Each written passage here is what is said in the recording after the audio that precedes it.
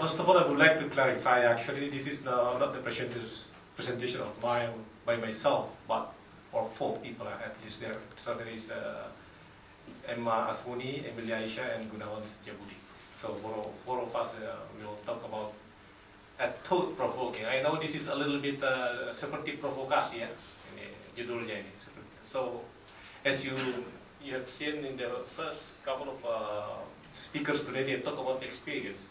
And I'm not going to talk about experience, but I'm going to talk about what we propose for the future of Indonesia, in particular when fighting with the cancer. So the title of the presentation is National Cancer Institute of Indonesia, a giant step on fighting against cancer in Indonesia.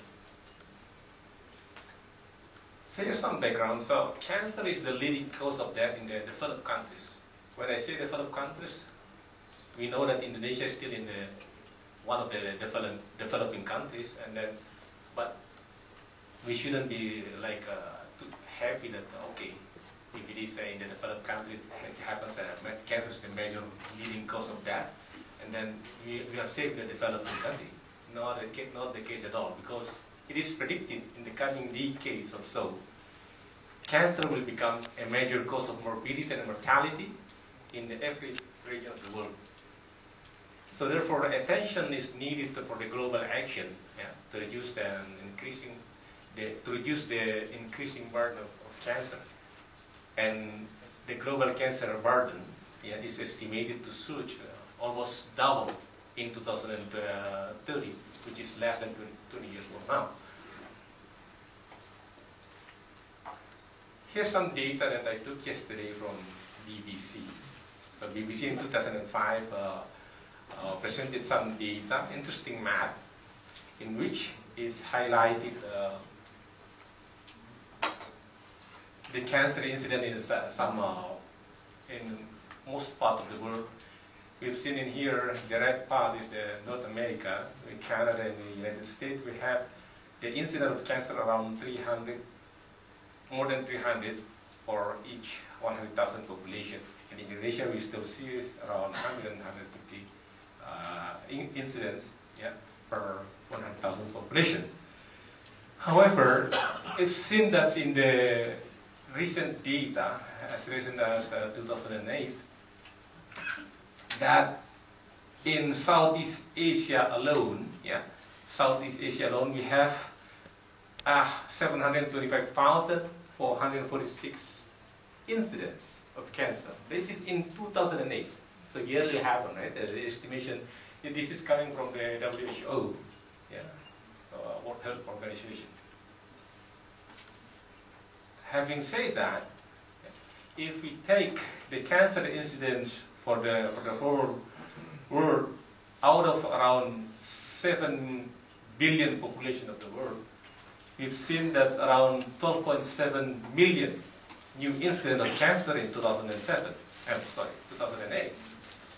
And the risk of getting cancer before age of 75 is around 19%.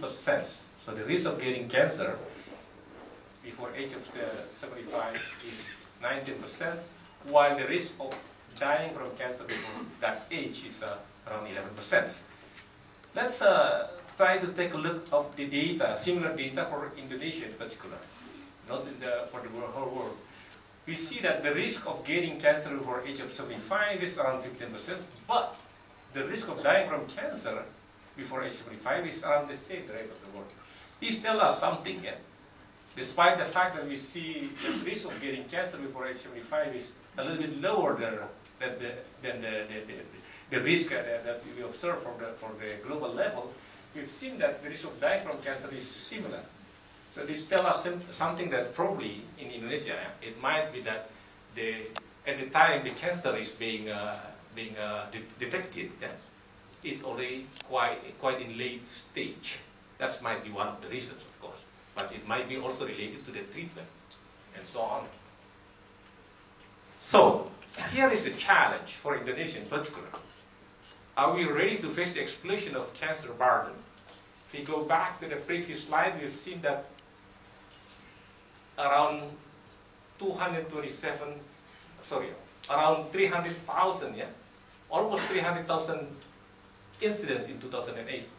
If you feed that in the, that's going to be around 5 times the population of Hasselt.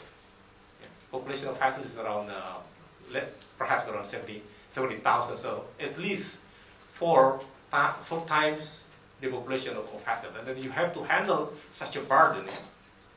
So you could imagine how difficult it is. And in by 2030, it's going to be double that numbers. Keep that in mind. So here is the challenge and the restriction that we have in our situation. Cancer facilities are very restricted in Indonesia. You could see mainly in Java probably it's available, but if you go to my place, for example, in the remote area of the Central Sulawesi, you will see almost nothing. I have seen people die from cancer there, which is not treated at all. Not treated at all. Which is dying from breast cancer in this here in the Western countries. That kind of things is, I would say, in quote, easily treated. Yeah? Because breast cancer, we know we can treat that easily. Secondly, GCP, good clinical practice, is not widely adopted in Indonesia. There are huge evidence there.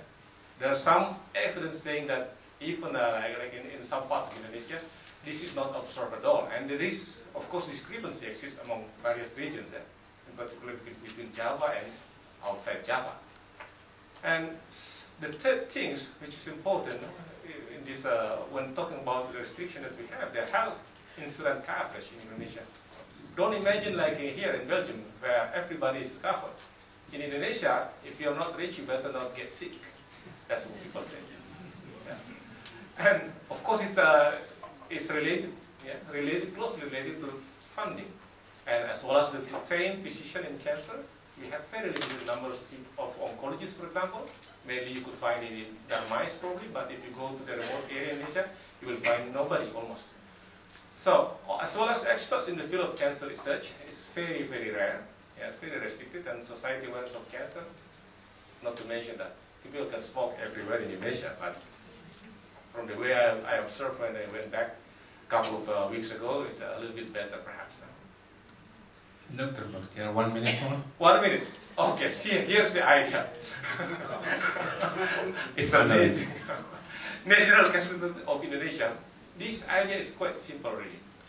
So it's an orchestrated, if you wish, a structured way to work. Yeah? This will have an advantage because we will work within the academic, independent, and national body to conduct cancer clinical trial studies and work in line with the evidence-based medicine, which is very, very important. And there is an opportunity in your new drug development, new treatment, or for cancer, including stem cells, or nanotechnology, as we will see today. One of the speakers will talk about that. And we can conduct translational research, establish reliable cancer registry, and so on. Because I have 1 minute, I will show you the last two slides from me. So here is the model for Indonesia GCP development. As you see in here, there is a different level of GCP practice across Indonesia. This is just for illustration. But with the establishment of this National Cancer Institute, in which we will have centers across the country, which is member and will coordinate it from the central, we'll be able to spread the knowledge of GCP so that we will have ideally homogeneous. Ideally, it's homogeneous, but perhaps relatively homogeneous is good enough for us. A GCP observance in Indonesia.